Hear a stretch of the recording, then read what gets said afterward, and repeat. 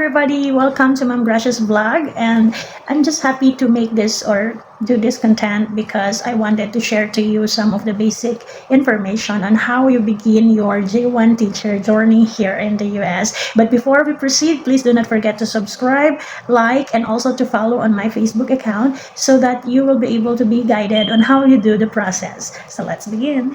There are teachers who are asking me or sending me personal messages on how to apply as a J1 teacher here in the US. I'm sorry I wasn't able to answer your queries one by one. That's why I decided to make this content to help you with your processes. But this information were just based on my experiences during my application process. So the very first information or advice that I can tell you is that before you apply, dapat matatag ang loob mo. Kaya mong tumanggap muna ng rejections, kailangang buo ang loob mo, may pasensya ka, may tiyaga ka, at baon-baon mo yung tiwala sa sarili mo at tiwala sa Diyos na kung para sa'yo, para sa'yo. So the first thing that I did is that nagpa-FCE ako. I just used the TEC or the Spantran. So yung West kasi medyo mas mahal siya. So you can choose between the two. Naka-upload po yan sa Reels ko. It's either the Spantran or the West. So yung Spantran, TEC na po siya ngayon. So ano nga ba tong FCE na to? FCE stands for Foreign Credentials Evaluation, which is very important ito sa mga educators and administrators dito sa US, lalo na sa HR na naghahanap ng qualified teachers. Kasi yung FCE na to is dun nila i-measure yung eligibility mo to teach here in the US. Remember po na ang FCE or Foreign Credential Evaluation ay hindi po siya libre. May babayaran ka. So, ang Spantran, if I'm not mistaken, nagko-cost po siya ng $185 and up, or ang West naman po ay nagre-range ng $252 or more. So, ito po yung pinaka-basic na information na dapat ninyong malaman at dapat ninyong unahin kasi sabi ko nga earlier, ito ang basis nila to evaluate your TOR, your diploma, for your eligibility to teach here in the US. So after po ng FCE ninyo, mag-aantay po talaga kayo ng days. It can take 2 to 3 weeks. Pinakamabagal na siguro yung month para makuha mo yung result. Pwede mong makuha ito electronically, pwede mo ring makuha yung hard copy, pero mas mahal po syempre yung bayad pag nagpa-hard copy kayo. So remember to do it course by course. And remember that the documents that you will be scanning is malinaw at hindi nyo papalitan yung color ng document. Strict po sila doon. And bago po kayo mag-sign up, prepared na yung pambayad ninyo at yung documents na scan ninyo. So after yung isend yon, mag-i-email sila sa inyo ng instructions. Basahin nyo na lang po yon at i-follow ninyo yung instructions. So, remember to choose course by course evaluation para malaman doon yung mga qualifications ninyo at makita nila doon yung eligibility ninyo to teach here in the US. Yun din yung isang document ninyo soon to get your teaching license here in the US. So, gaya ng sabi ko, dapat matyaga kayo kasi hindi yung pag-prepare pa lang ng FCE, medyo matrabaho na siya. So ako noon ay talagang bakasyon ko siya ginawa. Then, na-process naman siya in 2 weeks within my application. Sa FCE pa lang po, kailangan mo nang mag-invest ng oras para ma-process mo ito. And pag okay na yung FCE mo, nakuha mo na siya, sabayan mo na rin gumawa ng resume mo. Ang resume po nila dito sa USA as an educator is that isang page lang kung kaya. So, kung kaya ng isang page, pagkasyahin mo doon, hindi na kailangan may picture ka doon sa resume nila. So, ako noon, ginawa ko lang siya sa Canva. Basta ang mahalaga, makita nila doon yung previous teaching experiences mo. If possible, wag mo nang ilagay kung nag-substitute ka. Kasi in my case, hindi ko na po nilagay yung substitution ko kasi ang gusto nila full-time teaching experience. Tapos, yung mga educational backgrounds mo, yung short philosophy mo as an educator. Remember, wag kang magdrama doon sa description ng job mo. Opo, wag ka nang maglagay ng mahabang drama doon. Just right there, the highlight of your tasks. So, lagay mo lang doon kung ano yung pinaka-task mo during that time. At maglagay ka ng 3 character references mo para matawagan nila or to confirm your identity. So, maliban doon, kung may TESOL ka or TEFL, pwede mo ring ilagay doon sa resume mo, but make sure na isang page na lang po. So, gumamit po kayo ng Canva, maraming template doon. Hindi na kailangan ng picture, basta ang mahalaga, hindi rin kailangan na colorful siya, basta ang mahalaga, nandun yung pinakasaktong details mo about teaching experiences and your educational background and your credential. Kung ano ka, kung LETpasser ka or anything na related sa teaching. So, wag na po nating pahabain, go direct to the point.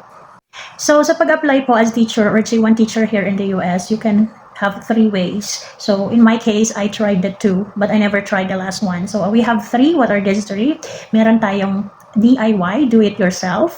We have visa sponsorship or the agency. So sabi ko nga, hindi ako nag-try sa pangatlo kasi mahal. To tell you honestly, mahal. You can spend 800,000 to 1 million just to process the documents or application. So dito tayo sa una, DIY. If you have the FCE and the resume, pwede ka nang mag-send sa mga link ng mga school na makikita mong vacancies ng teaching dito sa US. So during my DIYs po, nagtatry lang ako mag-type sa Google like California public schools hiring English teachers, mga ganun lang po, or mismong pumunta ka sa mga targeted schools mo kung may idea ka na. Ako kasi noon talagang zero knowledge ako, nanonood lang ako ng vlogs, ng reels, ng TikTok, nagbabasa ako sa mga FB groups until nakuha ko siya, inisa-isa ko yung mga proseso na natututunan ko. So ganun lang yung ginagawa ko, lahat ng state, chinecheck ko kung ano yung mga hiring. Unfortunately kasi sa DIY ko, nahirapan ako. So kasi usually yung mga hinahire nila sa DIY is mathematics, SPED, science, gano'n. Kasi usipin mo, bihira lang yung hinahire nilang English minsan or ELA kasi nga this is a native English-speaking country.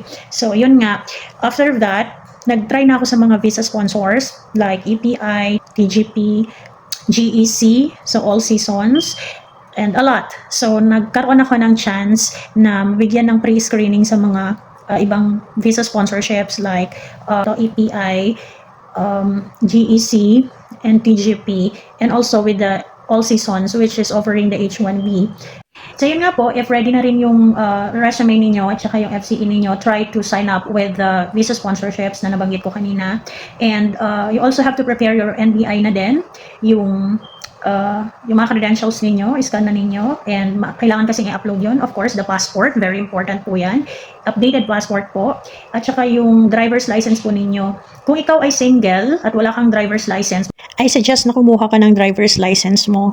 At kung ikaw naman ay married at wala kang driver's license, may asawa ka, may driver's license siya, pwede mo pong gamitin yung driver's license ng husband mo kung magiging J2 mo siya dito sa US, kasi importante po ang driver's license sa kanila kasi wala pong public transportation dito sa US.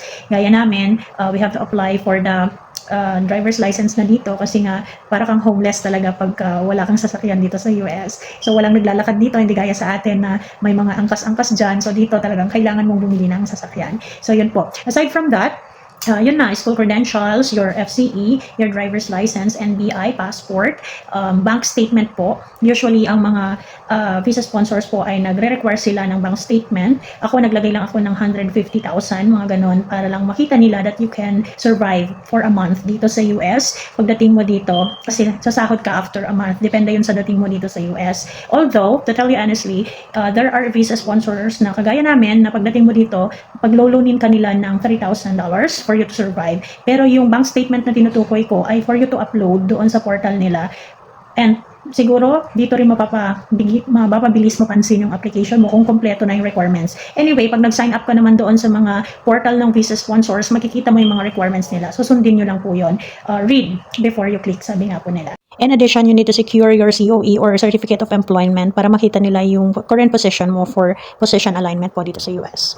Always remember that when you apply as a J1 teacher here in the US is that you are currently teaching in the K-12 education at very important po sa kanila yung alignment ng credibility mo as a teacher. Kung elementary lang po. Kung high school, you can teach in the middle school or high school. So I don't know if there are really considerations kung college instructor ka at mag-a-apply ka as a J1 teacher here in the US. I don't know. I don't have enough idea about that. Pero based on my experience, medyo stricto po talaga sila sa alignment ng credibility mo or eligibility mo as a teacher. Kaya nga may FCE po sila. So kaya mahalaga na magpa-FCE ka kasi doon nila titingnan yung alignment mo doon sa vacancy nila. So yun lamang po. So I hope I gave you an information regarding this, and I hope this would help you to conquer your journey and to begin your journey as a J1 teacher here in the US. See you soon.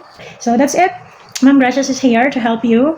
Soon, if I have more time to do this one, isusunod ko rin i-share sa inyo yung mga interviews or questions sa interview na naranasan ko para at least meron kayong idea. So that's it. You can just subscribe on my channel for you to be able to catch up with the information that I can give you. Thank you and bye-bye.